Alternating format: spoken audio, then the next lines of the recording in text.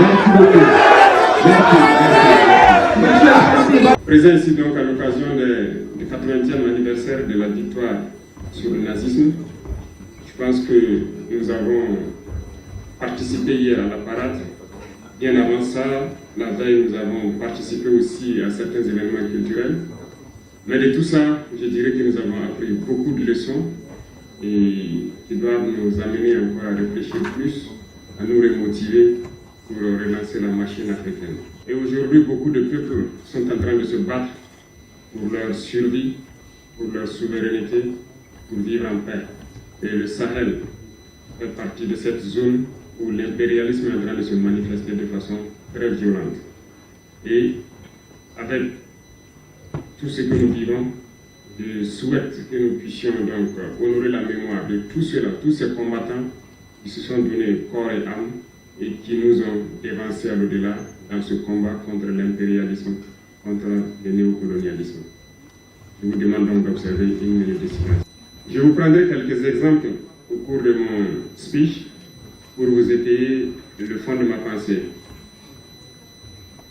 Ici, nous sommes à l'université de Mendeleïev. Tout le monde a étudié Mendeleïev pour ceux qui ont fait des séries scientifiques. Et je vais vous donner une petite anecdote. Au cours de mon cursus scolaire, il y a des gens qui n'aiment pas certaines choses et qui n'arrivent pas à apprendre certaines choses. Donc lorsqu'ils n'arrivent pas à le faire, on les surnommait du nom peut-être du savant qui a inventé la chose. Par exemple, nous avons eu des gens qu'on appelait Pavlov, on a eu des gens qu'on appelait Mendeleïev et Gangam. Moi, j'aime les sciences. Je suis scientifique. J'ai tellement aimé les sciences qu'à n'importe quelle heure, si on me réveille, on me dit de citer le tableau de Mendeleïev. Je l'ai en tête comme ça. C'est la même chose que les équations chimiques qu'on passe le temps à équilibrer depuis, je dirais, le lycée. On est très fort. Lorsque sur le papier on nous dit d'équilibrer une équation chimique, on le fait. Lorsqu'en thermodynamique on nous dit de calculer l'enthalpie standard de formation d'un corps, on le fait. C'est pour vous dire que la pratique est très importante et ces laboratoires pour nous faire la pratique nous manquent au niveau de nos pays. Par exemple, nous sommes en guerre. Nous payons de l'équipement, nous payons des munitions, des armes et tout. Et quand je vous prends les munitions, les explosifs et tout, le Mali produit le coton, le Burkina en produit, le Niger en produit. Mais vous savez bien que c'est la cellulose du coton qu'on transforme pour faire la poudre et les explosifs.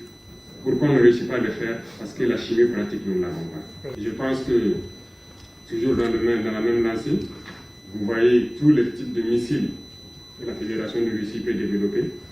Et le dernier en date, c'est Oreshnik, qui fait trembler le monde entier, et qui n'aimerait pas l'avoir. Mais rien que le carburant de tout ce qui est missile, c'est de la chimie.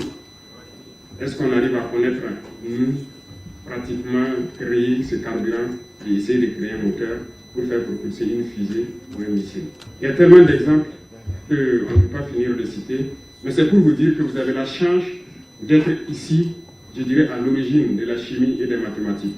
Parce qu'en Russie, il y a eu des savants dans ces domaines, que ce soit la physique, la chimie, les mathématiques. Mais comme le représentant le disait, l'histoire a été trompée et on nous fait comprendre que les Russes ne sont pas forts dans certains domaines. Ce sont les autres qui ont écrit l'histoire qui se disent forts dans tout. Mais je pense qu'aujourd'hui, l'histoire nous montre que tout est faux. Il y a bien des savants. L'origine, c'est ici. La preuve, Mendeleïev qui a créé ce tableau. Il résume la matière russe. Profitez donc, apprendre de manière pratique pour que ça serve à nos pays. Lorsqu'un pays est faible, il est voué à disparaître dans ce monde de prédation. Il faut qu'on soit fort. Et aujourd'hui, les pays qui sont nucléaires sont forts. Ils ne perdent jamais une guerre. Mais la bombe nucléaire, vous avez tous fait atomistique, c'est sûr. On vous dit que c'est un neutron qui frappe un noyau, qui divise, ça libère de l'énergie. On connaît l'équation, mais comment enrichir même pour changer d'isotope? Comment enrichir? Comment le faire pratiquement? Profitez donc apprendre, parce que nous avons besoin de vous pour développer nos pays. Voilà, les photographes peuvent monter maintenant. А теперь фотографы могут подняться на сцену. Les photographes peuvent